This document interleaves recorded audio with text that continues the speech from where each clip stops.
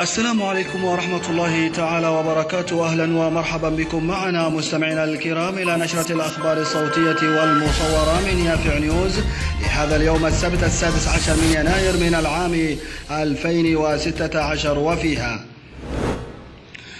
ساد ارتياح شعبي بعد تمكن السلطات الأمنية والمقاومة الجنوبية من تفكيك مصنع متفجرات وخلايا نائمة يوم أمس الجمعة في مدينة البريقة.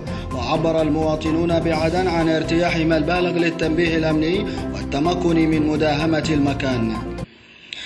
انفجرت عبوة ناسفة صباح هذا اليوم كانت مزروعة بين الأشجار بكورنيش خور مكسر بالعاصمة عدن. كانت تستهدف طاقما أمنيا ولم ينتج عن أي ضحايا بشرية أو مادية جراء الانفجار. محافظ العاصمة عدن العميد عيدروس الزبيدي يبارك إشهار رابطة جراحي العظام الجنوبية بعدن. وكان قد تم صباح اليوم السبت إشهار رابطة جراحي العظام الجنوبية بكلية الطب جامعة عدن. عقب تعيينه محافظا جديدا لحضرموت، أكد اللواء الركن أحمد سعيد بن بريك أن من أولويات اهتماماته العمل على إعادة محافظة حضرموت إلى حاضنة الدولة بعد انتشار جماعات القاعدة فيها.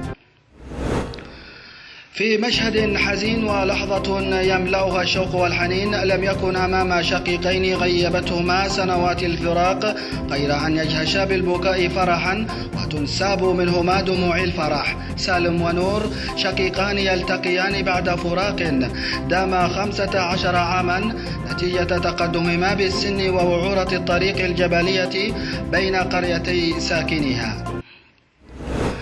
المركز العربي لحقوق الإنسان أعداد المعتقلين لدى الانقلابيين الحوثيين تجاوز 10,000 شخص. جاء ذلك في بيان أصدره المركز اليوم السبت. في ممارسة تؤكد على التفرقة وتجسيد الانفصال الحقيقي، ميليشيات الحوثي والمخلوع صالح تفرج عن قيادات شمالية وتستثني الجنوبيين.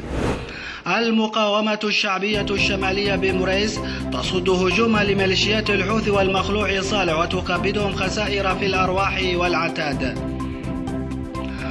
وسط استمرار غارات طيران التحالف العربي، أعلنت المقاومة الشمالية والجيش سيطرتها على جبل وتران الاستراتيجي في مديرية نهم شرقي صنعاء. نائب الرئيس ورئيس مجلس الوزراء خالد بحاح يؤكدوا على ضرورة الالتزام من ميليشيات الحوثي والمخلوع صالح الانقلابية بتطبيق قرار مجلس الأمن رقم 22/16 والإفراج عن كافة المختطفين السياسيين ورفع الحصار عن المدن. مستمعينا الكرام، بهذا الخبر نأتي وإياكم إلى ختام هذا الحصاد لهذا اليوم السبت 16 من يناير من العام 2016. في ختامه تقبلوا تحيات من التحرير الإخباري أديب السيد ومن الإشراف العام ياسر اليافعي. هذه هي تحياتي محمد سالم بحميل في التقديم. دمتم في أمان الله.